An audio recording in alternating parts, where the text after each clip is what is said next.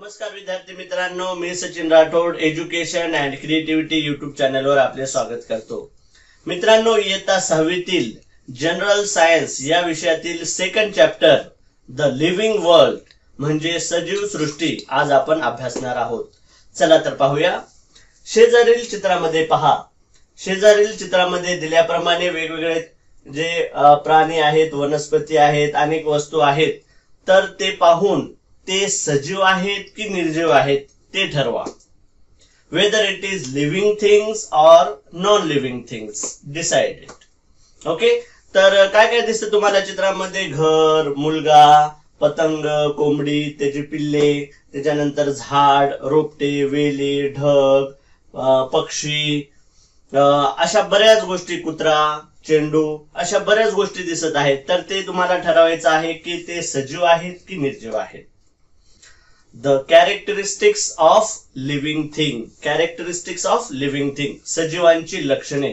मित्रांनो, आपल्या आजूबाजूला सजीव आणि निर्जीव अशा अनेक वस्तू आहेत, तरी सुद्धा सजीव आणि निर्जीवामध्ये काही बाबतीत साम्य आहे आणि भेद आहे। some similarities and some differences in them, तरी सुद्धा ते जे सर्व सजीव आहेत हे आपण ओळखू शकतो। कशावरून ओळखू शकतो आपण की ते सर्व सजीव आहेत? की त्यामध्ये काही लक्षणे अशी आहेत की ज्याच्यावरून आपण ठरवू शकतो की ते सजीव आहेत। निर्जीव पदार्थामध्ये ती लक्षणे आपल्याला आढळणार नाहीत।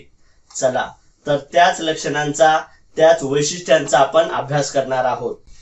The first characteristics of living thing is growth, म्हणजे सजीवांचं पहिले लक्षण आहे वाढ। तर सर्व प्राण्यांमध्ये ही वाढ आपल्याला दिसून येते। पहा, शेजारील आकृतीमध्ये पहा, तर लहान पिल्ले आणि ते प्रौढ झाल्यानंतर तर त्या चित्रामध्ये काय काय आपल्याला फरक दिसून येतो ते आपल्याला निरीक्षण नोंदवायचे आहे। What's differences between young one and adults, observe it.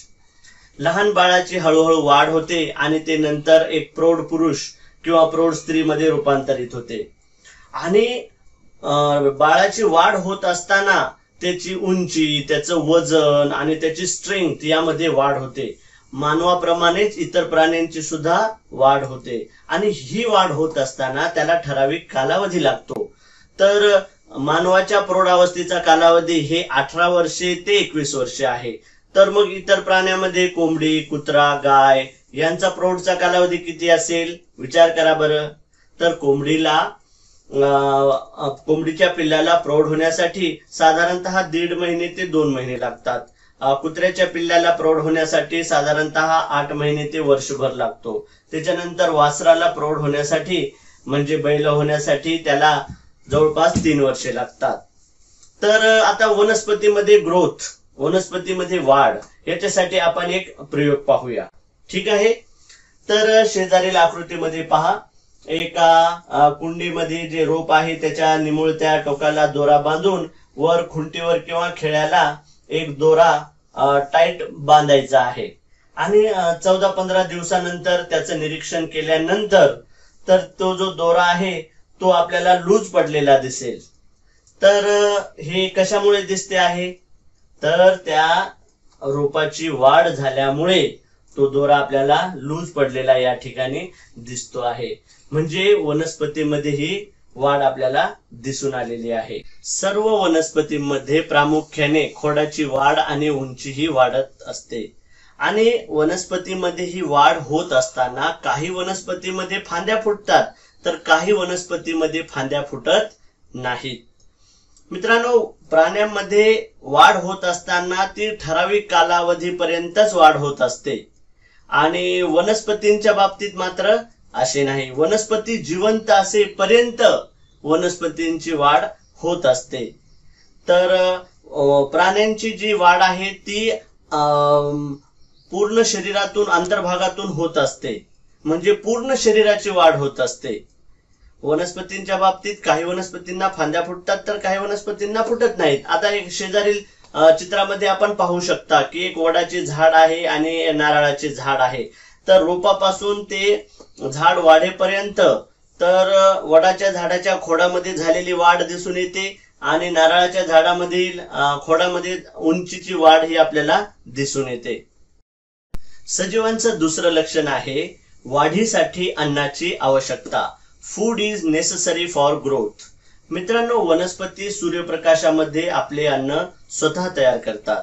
जमिनीतील पाणी आणि पोषण तत्वे तसेच हवेतील कार्बन डायऑक्साईड यांच्या सहकार्याने वनस्पती स्वतःचे अन्न स्वतः बनवते आणि ही अन्न बनवण्याची प्रक्रिया पानामध्ये होत असते. सूर्यप्रकाशाच्या उपस्थितीमध्ये होते, म्हणून या अन्न बनवण्याच्या प्रक्रियेला प्रकाश संश्लेषण असे म्हणतात. In the presence of sunlight with the help of chlorophyll in the leaves, this process of food production is called photosynthesis. आणि या अन्न बनवण्याच्या प्रक्रियेमध्ये ऑक्सिजन वायू बाहेर पडत असतो.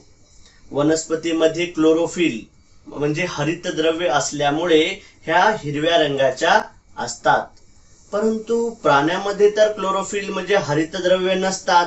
मग प्राणी स्वतःचे अन्न स्वतः बनवू शकत नाही, तर ते अन्नासाठी त्यांना फिरावं लागतं, अन्नाचा शोध घ्यावा लागतो.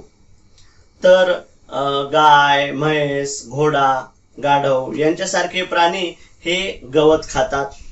वाघ, सिंहासारखे जंगली प्राणी हे गवतावर अवलंबून असणाऱ्या प्राण्यांची शिकार करतात आणि आपली गरज भागवतात. म्हणजे अन्नाचे ग्रहण करणे आणि शरीराची वाढ होणे हे सजीवांचं प्रमुख लक्षण आहे. Intake food and resultant growth is an characteristic of living thing. The third characteristics of living thing is respiration. म्हणजे सजीवांचं तिसरं लक्षण कोणतं आहे? श्वसन. मित्रांनो, सजीवांना जगण्यासाठी ऑक्सिजनची गरज असते. सजीव ऑक्सिजन घेतो आणि ऑक्सिजनच्या वापरामुळे शरीरात तयार होणारा कार्बन डायऑक्साईड वायू बाहेर सोडतो. यालाच श्वसन म्हणतात. Inhaling oxygen and exhaling carbon dioxide formed in the body due to use of oxygen is called respiration.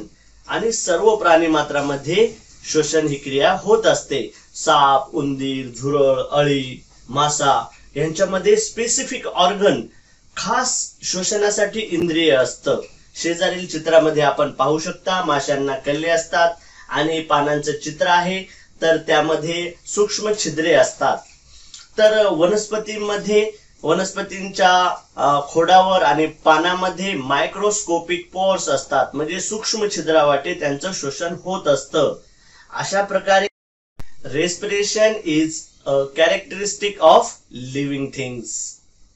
चौथे लक्षण, fourth characteristic of living thing. मित्रांनो, सजीव जे अन्न ग्रहण करतात, प्राणी जे अन्न ग्रहण करतात, ते अन्न सर्वच्या सर्व शरीराकडून वापरलं जातं का? निरुपयोगी घटकांचं काय होतं तर ते पाहूया. एक्सक्रेशन, उत्सर्जन. तर सजीवांच्या शरीरामध्ये वेगवेगळ्या क्रियातून निरुपयोगी टाकाऊ पदार्थ, मलमूत्र जे आहे ते तयार होतात, तर त्या पदार्थांना उत्सर्ग म्हणतात. शरीरामध्ये वेगवेगळ्या प्रक्रियेतून तयार होणारे निरुपयोगी घटक, टाकाऊ पदार्थ, मलमूत्र यांना काय म्हणतो आपण? उत्सर्ग.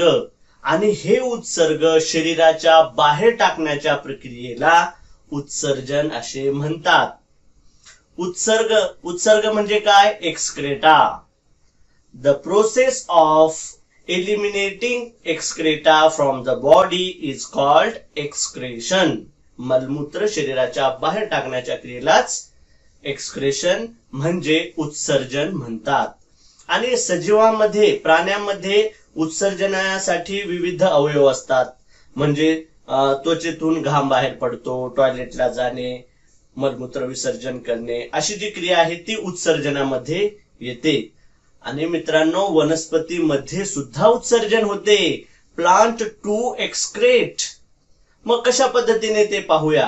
पहा, वनस्पती विशिष्ट ऋतूमध्ये पाने गळतात. पहा, म्हणजे काय? जे वनस्पतीमध्ये तयार झालेले एक्सक्रेटा आहे, उत्सर्ग आहे, ते पानांच्या माध्यमातून ते गळतात. पाने गळतात, त्यासोबतच उत्सर्ग गळतात. त्यासाठी आपण बघूया त्यासाठी एक प्रयोग आपण पाहूया. तर एक रोप घ्या आणि त्या पानावर एक ट्रान्सपरंट प्लास्टिक पिशवी बांधा आणि 7-8 तासानंतर तुम्ही त्या पिशवीच्या आतमध्ये पहा, पाण्याची छोटी छोटी थेंब तुम्हाला पाहायला मिळतील. मग यावरून आपल्या काय लक्षात येतं की वाफेच्या बाष्पच्या माध्यमातून ते पानांच्या बाहेर वनस्पती उत्सर्जन करतात वॉटर वेपर्स, आहे का नाही. म्हणजे पानांच्या वाफेच्या माध्यमातून वनस्पती आपले उत्सर्जन करतात. म्हणजे काय की excretion is a characteristic of living thing. उत्सर्जन हे प्राण्यांचं लक्षण आहे. आणि कोकोशिया आणि बबुल ट्री म्हणजेच शेवग्याचे झाड आणि बाबळीच्या झाडाच्या फांदीवर बघा डिंक राळ, हे काय असतं तर हे सुद्धा वनस्पतींनी केलेले उत्सर्जनच आहे. मित्रांनो, सजीवांचे 5वे लक्षण आहे चेतना, क्षमता आणि हालचाल. तर हे घटक शिकत असताना आपण आपले काही अनुभव त्याविषयी शेअर करणार आहोत. बघा, अचानक आपल्या डोळ्यावर प्रकाश पडल्यानंतर आपल्याकडून कोणती प्रतिक्रिया घडते? आपले डोळे झाकले जातात. त्यानंतर अचानक आपल्याला कोणी चिमटा काढला किंवा हातावर टाचणी टोचवली तर काय होईल? आपण झटकन हात मागे घेतो. लाजाळूच्या पानाला आपण हात लावला तर काय होतं? लाजाळूची पाने मिटतात. तर रस्त्यावरच्या दिवे काय होतात? त्या दिव्याभोवती कीटक जमा झालेले दिसतात. तर हे काय आहे तर प्राण्यांनी दिलेला प्रतिसाद आहे. मग ज्यावेळेस एखादी घटना घडते तर सजीवांच्या शरीरामध्ये अनेक क्रिया घडतात. बघा, गोठ्यामध्ये काऊशेड मध्ये अचानक आपण प्रवेश केला तर काय होतं? गाई म्हशी अचानक उठून उभे राहतात, काही इकडे तिकडे फिरतात. एखादी गाय हंबरणे सुरू करेल तर ही काय मुवमेंट ऑफ ॲनिमल, म्हणजे प्राण्यांची हालचाल आहे. तर वनस्पती कशी हालचाल करते पहा. आपल्या अंगणातली एखादी वेल आहे ती बघा आधाराच्या सहाय्याने वाढते आणि खिडकीमध्ये ठेवलेले एखादे रोप, कुंडीमध्ये ठेवलेले रोप बघा प्रकाशाच्या दिशेने वाढते. हे काय आहे? हालचाल आहे, मुवमेंट आहे, प्रतिसाद आहे. तर बघा, आपल्या सभोवताली एखादी घटना घडते. अन इव्हेंट अकर्ड एन्व्हायरमेंट इज स्टिम्युली, म्हणजे ती चेतना आहे. आणि त्यामुळे चेतनेला सजीवांनी दिलेला प्रतिसाद म्हणजे the ability to respond to a stimuli is called responsiveness to stimuli. म्हणजे चेतनेला प्रतिसाद देण्याच्या क्षमतेला चेतना क्षमता म्हणतात. म्हणजे एखादी घटना घडली असेल आणि सजीवांकडून त्याला जो प्रतिसाद दिला जातो, प्रतिसाद देण्याची जी ॲबिलिटी आहे त्याच ॲबिलिटीला चेतना क्षमता म्हणतात. आणि सजीवांनी केलेली ती हालचाल आहे. म्हणजे responsiveness to stimuli is a characteristic of living thing. सजीवांचे पुढचे लक्षण आहे प्रजनन किंवा पुनरुत्पादन, ज्याला इंग्रजीतून आपल्याला रिप्रोडक्शन किंवा प्रोक्रिएशन असे म्हणतात. म्हणजे सजीव स्वतः सारखा दुसरा जीव निर्माण करतो. बघा, काही सजीव हे पिल्लाला जन्म घालतात तर काही सजीव हे अंडी घालतात आणि मग त्यापासून पिल्लाचा जन्म होतो. वनस्पतींच्या बिया, खोड, पाने यापासून नवीन रोप तयार होतात. बघा, शेजारील चित्रामध्ये पहा की चिमणी अंडे घालते आहे. त्याच्यानंतर पानफुटीचे रोप आहे, म्हणजे पानापासून नवीन रोप तयार होते. घोडी आणि तिचे बछडे आहे आणि गुलाबाचे कलम केलेले आहे. तर सजीव स्वतः सारखा दुसरा जीव निर्माण करण्याची जी प्रक्रिया आहे त्याला प्रजनन किंवा पुनरुत्पादन म्हणतात. The process by which the living thing generate new living thing like itself is called reproduction और procreation. Procreation, reproduction is a characteristic of living thing. पुढचे सजीवांचे लक्षण आहे ठराविक आयुर्मान, अ डेफिनेट लाईफ स्पॅन. ठराविक आयुर्मान म्हणजे काय? म्हणजे जीवनकाळ. म्हणजे एखाद्या प्राण्याचा जन्मल्यापासून ते शेवटपर्यंत म्हणजे मृत्यूपर्यंतचा जो जीवनकाळ आहे त्याला म्हणतात आयुर्मान, जीवनकाळ, लाईफ स्पॅन. तर मित्रांनो, शेजारील आकृतीमध्ये पहा, एका झाडावर दाट पाने आलेली आहेत दुसऱ्या चित्रामध्ये. पुढच्या चित्रामध्ये बघा झाडावरची पाने गळून पडली आहेत, पुन्हा नवीन पाने आलेली आहेत, पुन्हा दाट झालेली आहेत. अशी प्रक्रिया चालत राहते आणि काही वर्षानंतर झाड नाहीसे होते, म्हणजे त्याचा जीवनकाल संपतो. आणि प्राण्याच्या बाबतीत बघा एका शेळीचे चित्र दिलेले आहेत. पुढे नवीन पिल्लाला जन्म दिल्यानंतरचे एका पिल्लासोबतचे चित्र आहे. त्याच्यानंतर पुढे फक्त पिल्लू प्रौढ अवस्थेत आपल्याला दिसतो आहे, म्हणजे त्याची आई शेळी आपल्याला दिसत नाहीये, म्हणजे त्या शेळीचे जीवनकाल संपलेले असेल. आणि पुढच्या ह्याच्यामध्ये नवीन पिल्लाला जन्म दिल्यानंतरचं चित्र दिलेलं आहे. तर अशा प्रकारे प्राण्यांचा जीवनकाल आणि वनस्पतींचा जीवनकाळ आपल्याला ह्या चित्रावरून दिसतो आहे. तर सजीवांना ठराविक एक जीवनकाळ प्राप्त झालेला असतो. जीवनाच्या ठराविक टप्प्यावर ते प्रजननक्षम होतात आणि पुढे काही कालावधीनंतर प्राण्यांचे अवयव हे क्षीण होतात, म्हणजे देअर ऑर्गन्स बिकम वीक आणि नंतर त्यांचा जीवनकाळ संपतो, म्हणजे सजीव मृत्यू पावतो. ठीक आहे. आणि मग त्याच्यानंतर प्राणी आणि वनस्पती यांचा जीवनकाळ हा वेगवेगळा असतो. कुत्रा या प्राण्याचा जीवनकाळ जर आपण पाहिला तर त्याचा जीवनकाळ हा 12 वर्षे ते 18 वर्षे असतो. तर शहामृग या पक्ष्याचा आयुर्मान हे जवळपास 50 वर्षे असते. तर मित्रांनो, एक इंटरेस्टिंग गोष्ट आहे की दक्षिण अमेरिकेतील गॅलापेगॉस जे बेट आहे, तर त्या बेटावर जवळपास 170 वर्षे कासव, महाकाय कासव, जॉईंट टर्टल आढळतात. यस, 170 इयर्स ओल्ड त्यांचं वय आहे. आणि दुसऱ्या बाजूला 1 तासापासून ते 24 तासापर्यंतचं वय कीटकाचं असतं. मे फ्लाय नावाचं कीटक आहे, जे 1 तासापासून ते 1 दिवसापर्यंतच त्यांचं आयुर्मान आहे. बघा, प्राणी आणि वनस्पती यांच्या आयुर्मानात किती तफावत आपल्याला पाहायला आढळून येते. तर काही वटवृक्ष, महाकाय वृक्ष आपल्याला शेकडो वर्षे जिवंत असलेली पाहायला मिळतात. तर हे जे डेफिनेट लाईफ स्पॅन आहे, म्हणजे ठराविक आयुष्यमान जीवनकाळ, तर हे प्राण्यांचे एक वैशिष्ट्य आहे. तर मित्रांनो, सजीवांचे पुढचे लक्षण आहे पेशीमय रचना, अ सेल्युलर स्ट्रक्चर. तर पहा, शेजारील चित्रामध्ये आपल्याला काय दिसते आहे, मधमाशाचे पोळे आणि एक भिंत दिसत आहे.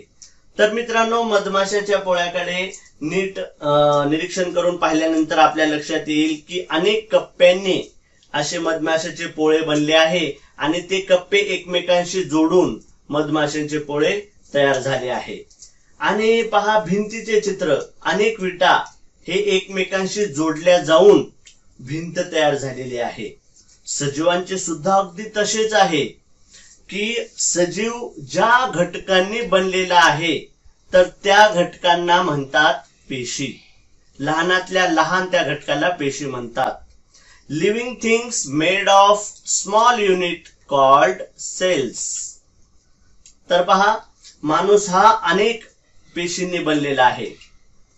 एका पेशीपासून सुद्धा काही सजीव बनलेले आहेत, त्यांना एक पेशीय सजीव असे म्हणतात. एक पेशीय सजीव म्हणजे युनिसेल्युलर लिव्हिंग थिंग्स. आणि काही सजीव हे अनेक पेशींचे बनलेले असतात, त्यांना मल्टी सेल्युलर म्हणजे बहुपेशीय प्राणी असे आपण म्हणतो.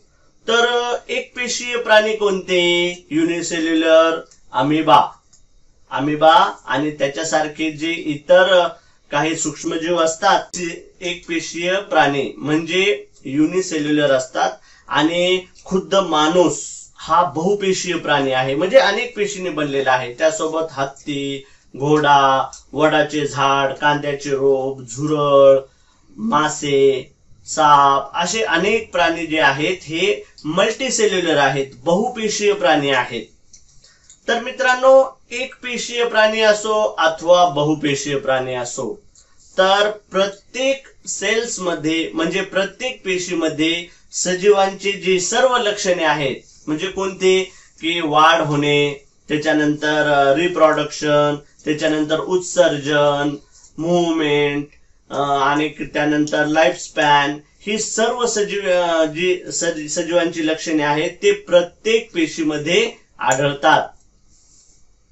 तर जे मेन कॅरेक्टरिस्टिक आहे तर ते आहे सेल्युलर स्ट्रक्चर.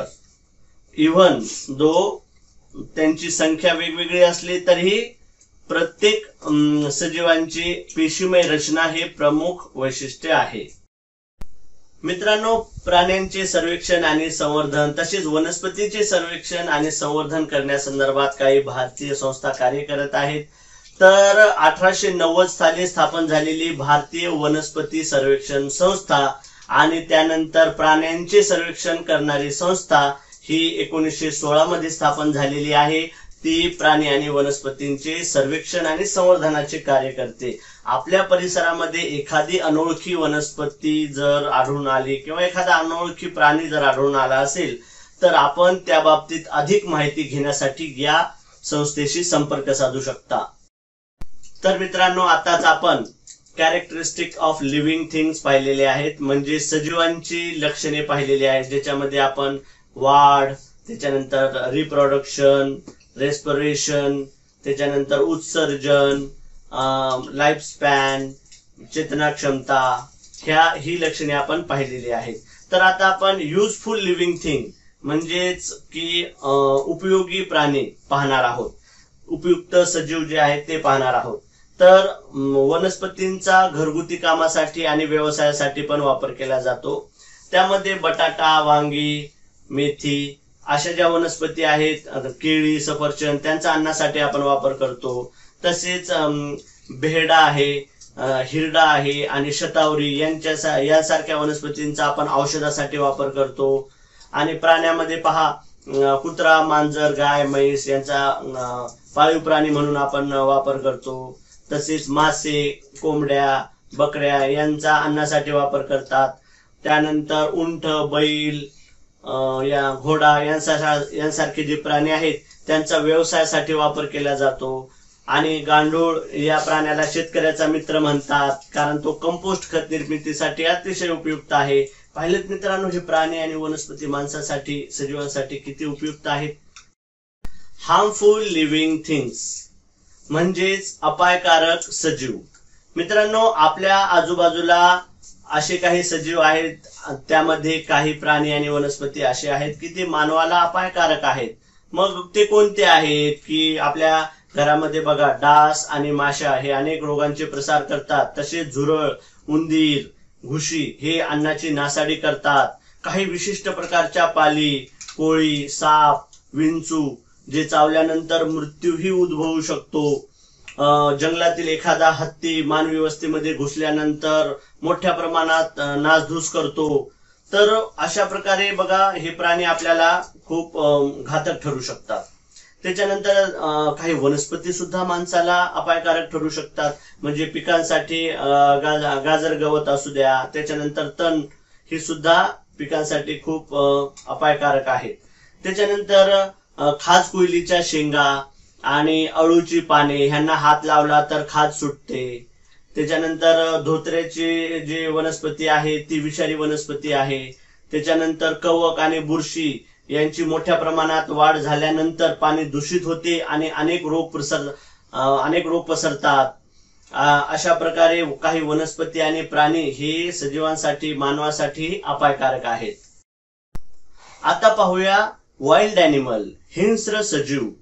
मित्रांनो, जंगलात राहणारे जे प्राणी अन्नासाठी इतर प्राण्यांची शिकार करतात त्यांना हिंस्र प्राणी म्हणतात. म्हणजे प्रेडेटर्स ॲनिमल, जे इतर प्राण्यांची शिकार करतात त्यांना हिंस्र प्राणी म्हणतात. उदाहरणार्थ वाघ, सिंह, बिबट्या, लांडगे असे प्राणी. जंगलतोडीमुळे, डिफॉरेस्ट झाल्यामुळे असे हिंस्र प्राणी मनुष्यवस्तीत शिरतात आणि पाळीव प्राणी, लोक यांचे बळी घेतात. म्हणून आपण त्यांचे जंगले सुरक्षित ठेवणे आवश्यक आहे.